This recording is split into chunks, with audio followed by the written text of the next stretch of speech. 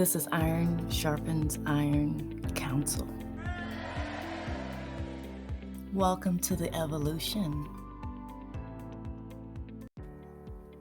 Hi guys, I'm deep on the trail, hot on the trails of this situation that I'm in with Bank of America. So I go to investigate the routing number that's on the check. That's the routing number. And as you can see, 8941811, the routing number on the check that they issued to me is not a valid bank routing number. So I entered it twice just in case, I fat fingered, and sure enough, it comes back with, it's not valid.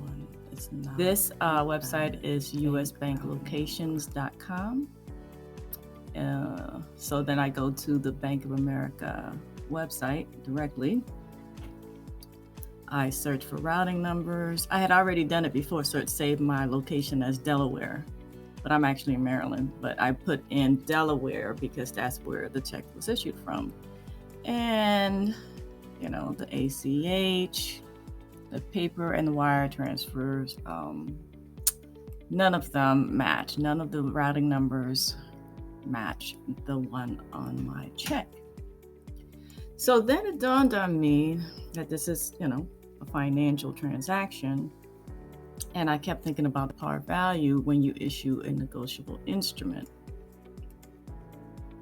The par value is, I kept remembering that it's assigned by the issuer, but as you see that definition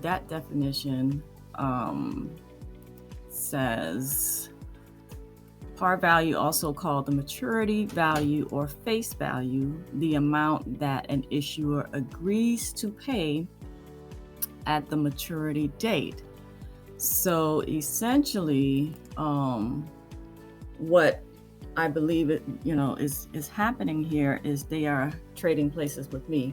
Once again, this is what they do. It's just an act of fraud. It's a violation of several banking laws, several federal laws. And so what I have decided to do is, I realized, first of all, I had to come to the conclusion that based on reviewing my file folder on them, I did everything right. I did everything by the book. I sent in my affidavits, and they did not rebut it with a affidavit point for point. So an unrebutted affidavit stands as truth in commerce. So they are already in default. So I issued a default notice. Yes, Bank of America is in default. So because I looked at the affidavit that I sent, because I was checking to see how much time that I gave them. And it looks like I gave them 5 days from March the 3rd, 2020. And so I noticed the check is dated March the 31st, 2020.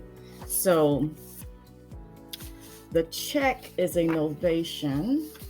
And what I did was I qualified it with a qualified endorsement on the back.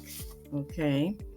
A special deposit, redeem in lawful money deposited for credit on account or exchange for non-redeemable Federal Reserve notes. And then I put the dollar amount that it should be exchanged for, the proper amount. And so, to match the two lawful promissory notes that I sent. Then on the top portion of the check, the notice piece, I wrote on there, just hand wrote it, a notice of error on April 16, 2020. Your offer is rejected as full. It is a partial payment only. No, why did I say payment? I said it is partial only.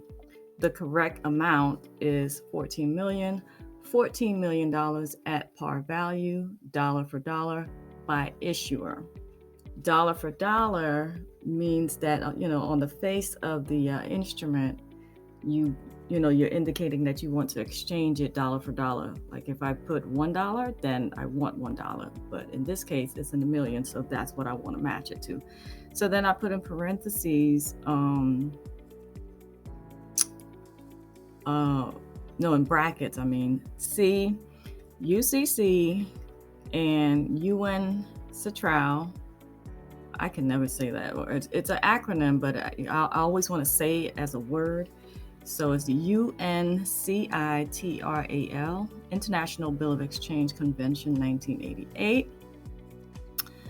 I also wrote, I expect the corrected amount deposited for credit with the refund check accepted as partial amount for credit on account.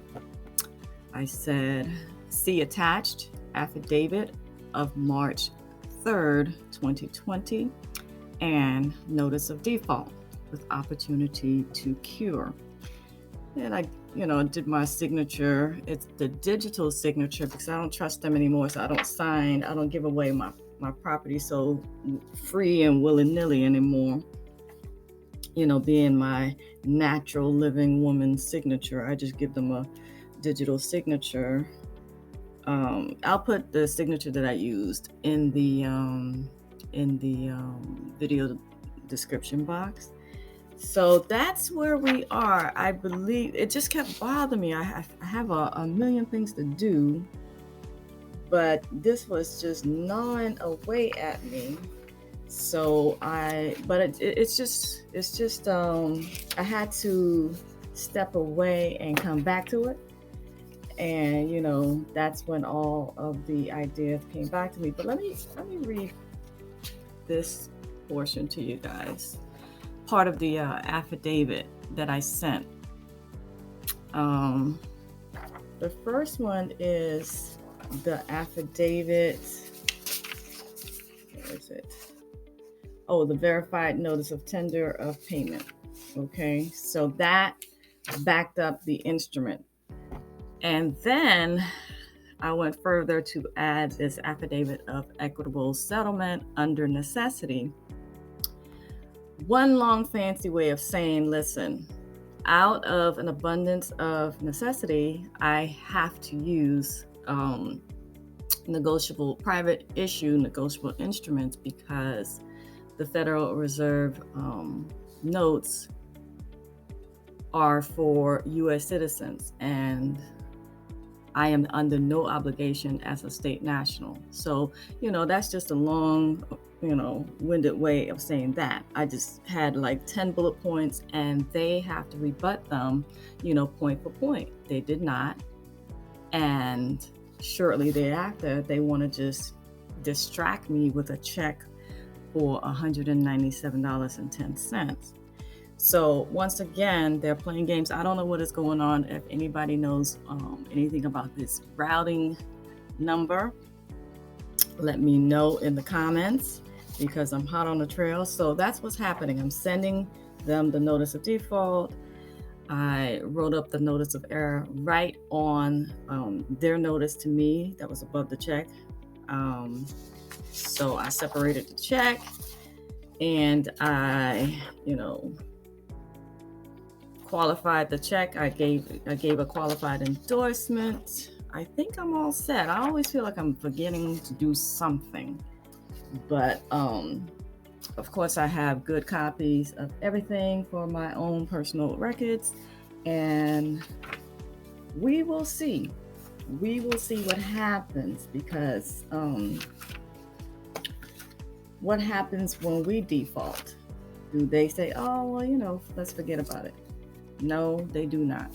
So that's what's going on. I'm going forward with this. I want my credit, and we have unlimited credit, and they have been trading places with us, and they do not get to give me a discount at a rate that they want to choose. I am the issuer.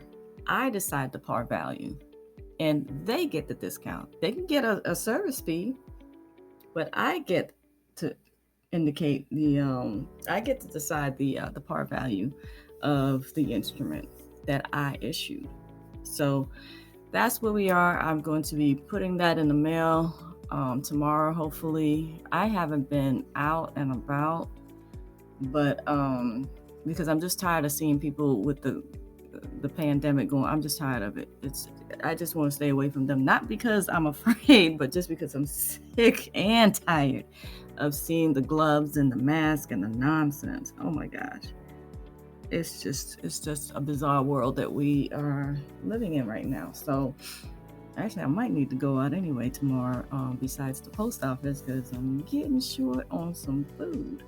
So anyway, I just want to keep you guys posted on this journey and to continue to invite folks to come on into the workshop. You need to apply to the workshop, so I'll put the link for that also in the video description box, because the documents themselves that I use, I will share in our weekly or monthly masterminds inside of the workshop. Banking and banking laws is my jam. That's my lane. I love it. I really would love to mastermind with some other people who are hot on the trails too. So I'll see you in the comments. That's all I have for you all today. Have a great day on purpose.